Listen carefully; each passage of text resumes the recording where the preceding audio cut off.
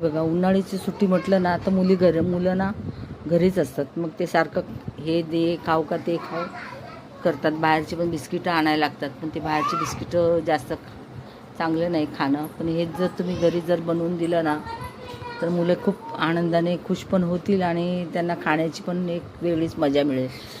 तर आता हे बघा, आपण घरी बनवलेले ते बिस्किटं मैद्यापासूनच बनवलेले वेगवेगळ्या शेपमध्ये पाहू शकता.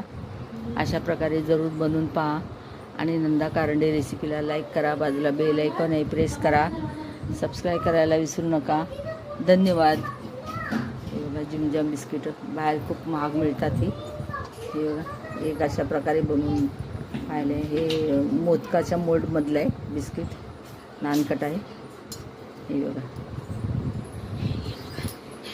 बाळा, कसं झालंय? यम्मी. अरे वा वा, आवडलं बिस्किट?